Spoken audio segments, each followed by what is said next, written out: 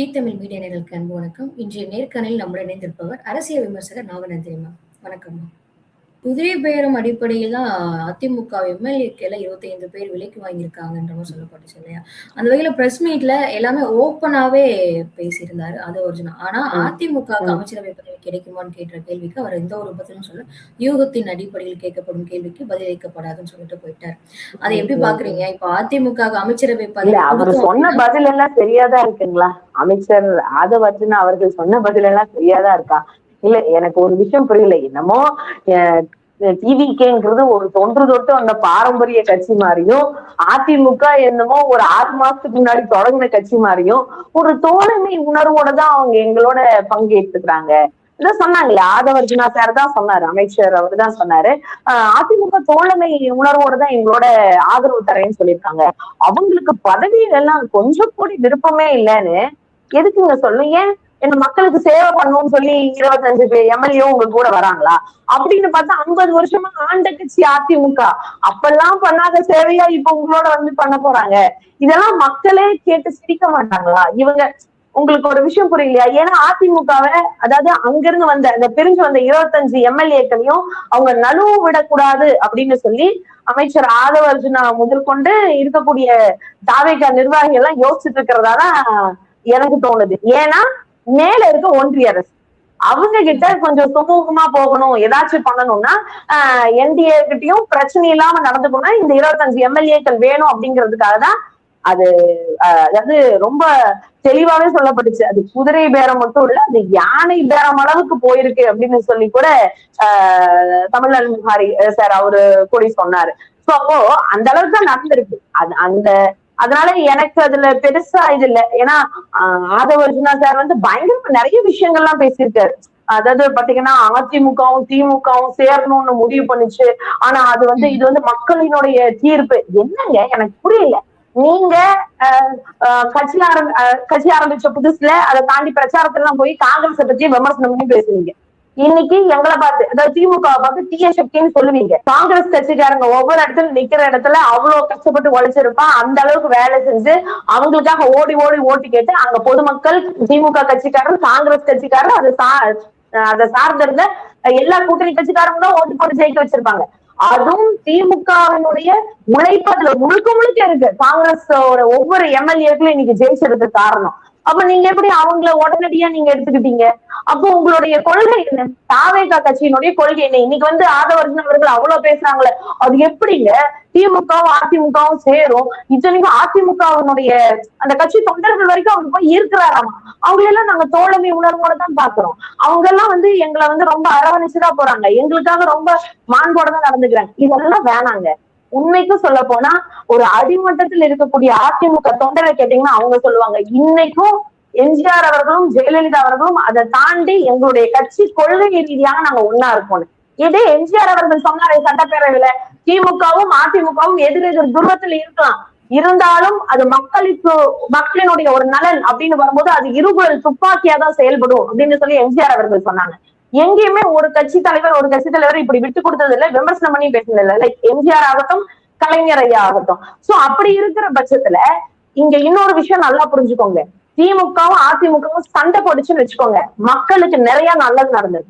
தமிழ்நாட்டினுடைய வளர்ச்சி அதுதான். எங்களோட ஊர்ல எல்லாம் ஒரு பழமொழி சொல்லுவாங்க, கல்கண்டு மோட்டிருச்சு, அதுல கீழே விழுந்ததெல்லாம் சர்க்கரை அப்படின்னு சொல்லுவாங்க. அந்த மாதிரிதான் அதிமுகவும் திமுகவும் மாத்தி மாத்தி விமர்சனம் வச்சுக்கிட்டே இருந்தாலும் மக்களுக்கான நிறைய பல திட்டங்களை இங்க உருவாக்கி இன்னைக்கு தமிழ்நாடு இந்தியாவிலே முதன்மை மாநிலம்னு சொல்றோம்ல, அது திமுக மட்டும் கிரெடிட் எடுத்துக்காது, அதிமுகவினுடைய பங்கும் அதுல அதிகமா தான் இருந்திருக்கு.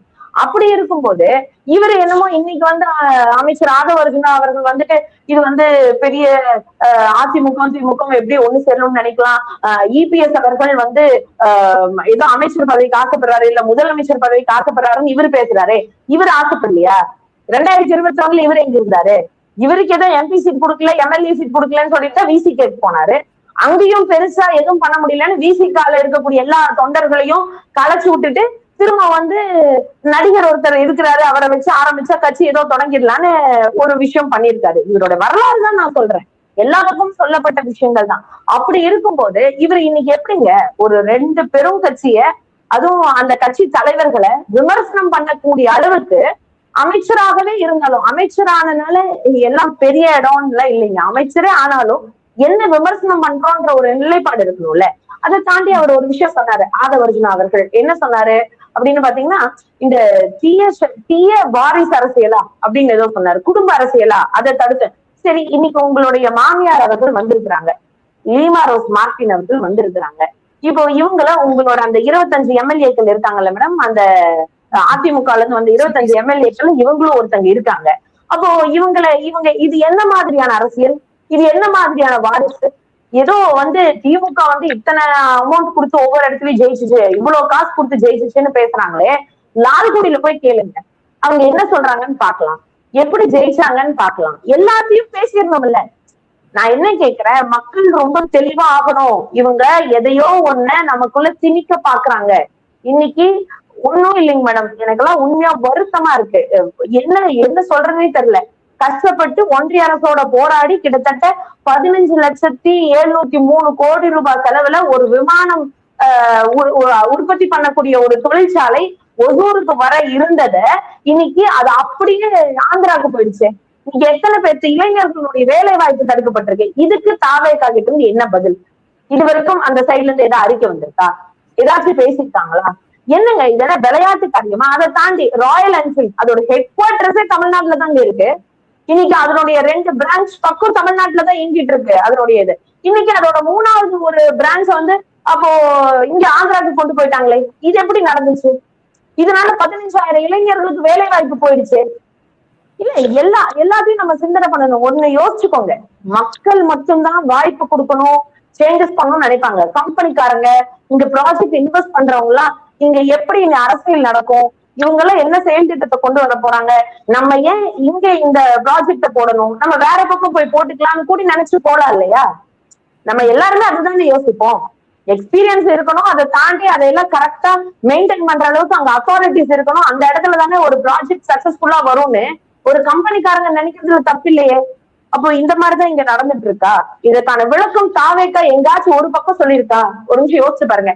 அமைச்சர்கள் இத்தனை பேர் பேட்டி கொடுக்குறாங்க, ஒவ்வொரு எம்எல்ஏக்களும் டிவிகேல இருக்க எம்எல்ஏக்கள் எல்லாம் இங்க போய் அங்க விசிட் பண்ண, அங்க அதை பண்ணுன, இங்க இதை பண்ணுன, கவுன்சிலர் பாக்குற வேலையெல்லாம் வந்து எம்எல்ஏஸ் வந்து நின்று பார்த்துட்டு அதை கூட இன்னைக்கு ரீல்ஸ்ல போட்டு பயங்கர வியூஸ் அனுப்பிச்சிட்டு இருக்காங்க. ஒரு எம்எல்ஏ என்ன வேலை செய்யணும், கவுன்சிலர்ஸ் என்ன வேலை செய்யணும், ஃபர்ஸ்ட் இவங்களே பிரிச்சுக்கணும். அதுவும் இப்ப எங்க ஊர் கோயம்புத்தூர் கிட்ட எல்லாம் எடுத்தோன்னே இது சொல்லலாம் மேடம், ஒண்ணும் தப்பு இல்ல.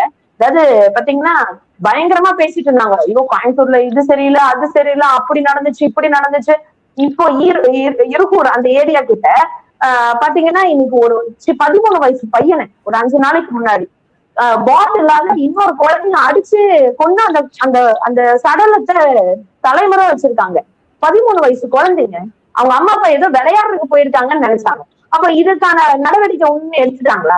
இவங்கதான் சொன்னாங்களே, சிங்கப்பெண் படை போடுறேன், என்ன சொல்றது, உள்துறையே எனக்கு என் கட்டுப்பாட்டு கீழே தான், காவல்துறையே என்னுடைய கட்டுப்பாட்டு கீழே தனி பிரிவுல சிஎம் சார் வச்சுக்கிறேன்னு சொல்றாங்களே.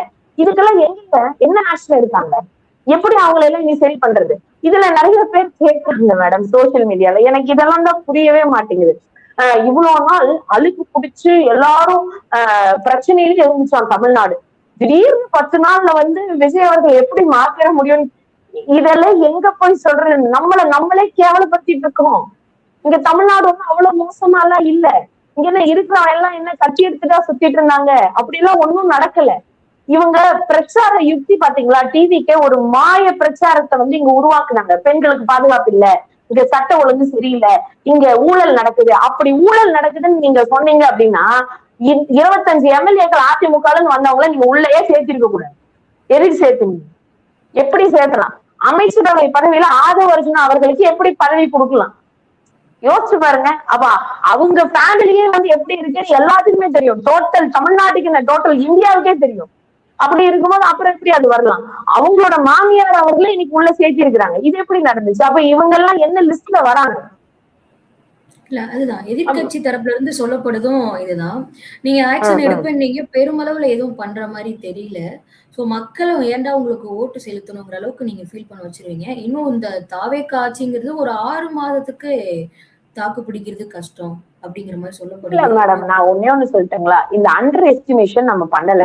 மேபி எங்க தலைவர்கள் வெளியே அதாவது தொண்டர்கள் முன்னாடி கொஞ்சம் உத்வேகத்துக்காக சொன்னாலும் எங்களுடைய தலைவர் M.K. ஸ்டாலின் அவர்கள் ரொம்ப தெளிவா ட்விட்டர் பக்கத்துலயும் அவர் சொல்லிட்டே தான் இருக்காங்க.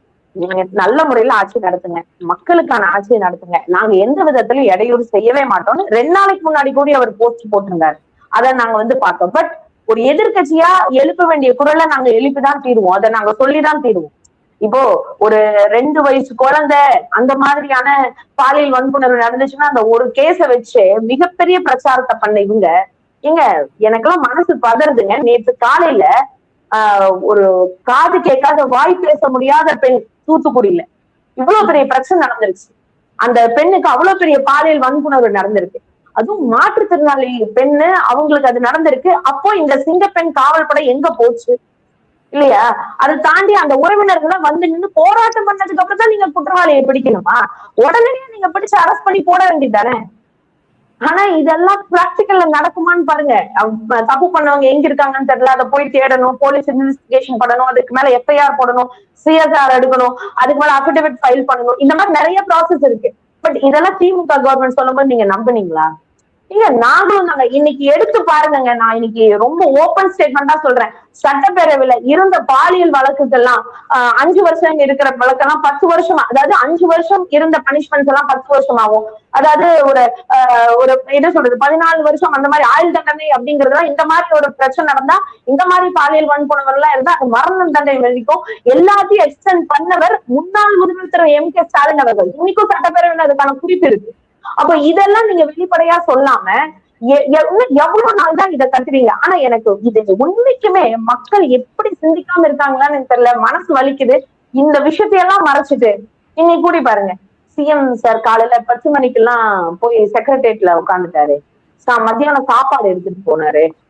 ஏங்க ஒரு நார்மல் ஒரு கவுன்சிலரா இருக்காருல்ல, கவுன்சிலரா இருக்கிறவருக்கு காலையில் எந்திரிச்சு வெளியே பார்த்தா ஒரு 50 பேர் நின்று இருப்பாங்க வீட்டுக்கு முன்னாடி. எனக்கு இந்த பிரச்சனை, எனக்கு அந்த பிரச்சனை, இதை ரெடி பண்ணி கொடுங்க, அதை பண்ணணும். ஒரு போன் ஒரு நாளைக்கு 100 போன் வரும். சரிங்களா? ஒரு அமைச்சரா இருக்கிறவங்க வீட்டுக்கு முன்னாடி குறைஞ்சபட்சம் ஒரு காலையில ஒரு அமைச்சர் எந்திரிச்சு வெளியே வந்தா கட்சிக்காரவங்க இருந்து பொதுமக்கள்ல இருந்து பார்த்து முடிக்கிறதுக்கே அவங்களுக்கு 10 மணி ஆகும். ஏன்னா அதுதான் உங்களோட வேலை. செக்ரட்டரியேட்ல போய் கரெக்ட் டைம் உட்கார்றது வேலை இல்ல. சரி, அந்த ஆபீசரை நீங்க கரெக்ட் டைம் வரணும்னு சொன்னீங்களா, ஓகே குட், அது சரியான விஷயம். ஆனா இதுக்கு முன்னாடி இருந்து அப்படிதான் நடந்துட்டு இருக்கு. ஆனா சொன்னா யாரும் ஒத்துக்க மாட்டாங்க. சரி, அவங்க ஒரு 1/4 மணி நேரத்துக்கு முன்னாடியே வராங்க, அது நல்ல விஷயம். ஆனா நீங்க மக்களை சந்திச்சு மக்கள்கிட்ட என்ன பிரச்சனைன்னு கேட்டு, இப்ப புதுக்கோட்டையில இப்படி ஒரு பிரச்சனை நடந்துச்சு இல்லைங்க மேடம்? இப்ப புதுக்கோட்டையில அந்த MLA என்ன பண்ணிட்டு இருக்காங்க? சரி, அது எங்களோட DMK MLA வச்சுக்கோங்க. சரி, அந்த துறை சார்ந்து இருக்கக்கூடிய இந்த TVK நிர்வாகிகள் அங்க போய் நின்றாங்களா? ஆதரவா பாத்துட்டாங்களா? உண்மையாலுமே எங்களுடைய MLA அங்க போய் நின்றுருக்காரு, பேசியிருக்காரு. எல்லாத்தையும் போலீஸ் ஸ்டேஷன் வரைக்கும் கூட போய் நின்று பேசினதும் இன்னைக்கு சோசியல் மீடியால நியூஸ் சேனல்ல வந்துருச்சு. ஆனா அதெல்லாம் பெருசு பண்ண முடியல. எதை பார்த்தாலும் இங்க போய் என்னங்க தாவேக்கா மாணவரணி கூட வேலை செய்துன்னா போடுவீங்க. எனக்கு என்ன சொல்றதுன்னே தெரியல.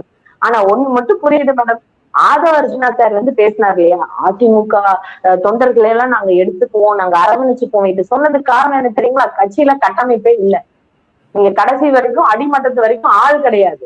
ஆனா இதை நம்பி அதிமுக இருக்கிறவங்க போனா அங்க இருக்கிறவங்க எல்லாம் சின்ன சின்ன பசங்க. இவ்வளவு நாள் இல்லாம இப்ப நீ வந்துட்டியான்னு கேட்டு அவங்கள சேர்த்து அவமானப்படுத்துற மாதிரிதான் இங்க எல்லாம் நடந்துட்டு இருக்கு. இப்ப களத்துல நாங்க தான் இருக்கோம், நாங்க பார்க்கும்போது எங்களுக்கு தெரியுது இல்ல.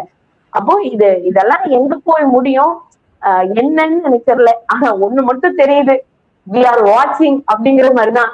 நீங்க ஒரு சின்ன தப்பு பண்ணா கூட இன்னைக்கு குரல் எழுப்புறதுக்கு எதிர்கட்சியோட இன்னைக்கு மக்களும் சேர்ந்து இருக்கிறாங்க.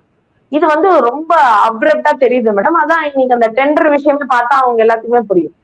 அதாவது எனக்கு ஒண்ணும் புரியல. ஒரு 10 நாள் தானே ஆச்சு ஆட்சிக்கு, ஒரு 15 நாள் தானே ஆச்சு, அதுக்குள்ள இவ்வளவு விமர்சனமா?